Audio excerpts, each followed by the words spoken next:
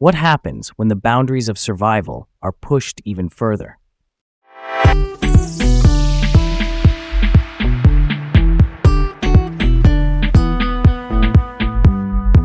Okay, here we go. From the top, I'm Leah, really excited to dive into today's topic with you. And I'm Garrett. Welcome to Laid Back Learning with Leah and Garrett. Let's set the scene for today. All right, so today we're talking about Squid Game Season 2. Playing traditional games as a kid always felt fun and simple, right? But when you thread survival into the mix, things get fascinating. Squid Game transformed these innocent childhood games into something mind-bending, and honestly, it's given me a whole new appreciation for how strategy plays out under pressure. That's so wild. It's like taking Monopoly and turning it into some intense life-or-death situation. So, let's dive into what makes Squid Game 2 such a phenomenon. Totally. At its core, Squid Game 2 is again helmed by the brilliant Hwang Dong-hyuk. He's the creator who brought his cinematic magic to the series, exploring themes that resonate worldwide like inequality and survival.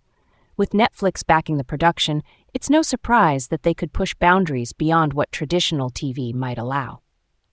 Yeah, and the narrative by Hwang really digs into societal pressures, which makes it a global series that speaks across cultures. It's pretty cool to see something that's Korean-based become such a universal talking point. Let's unpack this further. So, we have Seong Gi-hun, who returns to the game after some seriously tough times in the first season. He's grappling with survivor's guilt and moral challenges, setting the stage for a deeper exploration of why people join these deadly games. Absolutely. And behind the scenes, there was a bit of drama too. Netflix initially hesitated to commit to a second season, despite the first being a smash hit. Makes you wonder about those initial discussions, huh? For sure. And then there's Gi-hun's moral journey through the new games.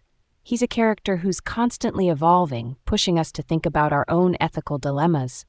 Meanwhile, Hwang Joon-ho's subplot adds even more layers, challenging notions of law enforcement and justice. It's a rich tapestry. And then there's the bit about representation. They included a trans character, which stirred quite a conversation in Korea. Representation like this in major shows opens dialogues about diversity, which is always worth discussing.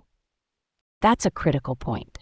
So, in resolving this season's story arcs, Gi-hun's journey touches on broader themes. And we can't forget that the universe is expanding with a third season already confirmed, hinting at where the narrative could head next.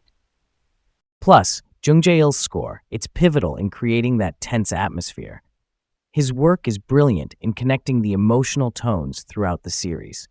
Okay, let's get to the heart of it. What if, say, Netflix hadn't picked up Season 2? Would that have meant someone else might snag it and totally change its direction? I've puzzled that one out, and it's intriguing. Streaming giants like Netflix wield so much power and creative freedom, but that power, it totally influences what audiences worldwide end up seeing. Right? Squid Game is a staple in Netflix's collection, impacting not just viewing habits, but also sparking creativity across other shows. Imagine what new waves could come from it. That's pretty cool, right? And the way Squid Game reflects our societal issues makes it important to study stories like these. I totally get where you're coming from. Squid Game dives into ethical dilemmas and human psychology, providing a lot of material to explore. That's a solid point, Garrett. So there we have it, folks. Until next time, stay curious. And there we have it, full circle. Thanks for tuning in to Laid Back Learning with Leah and Garrett.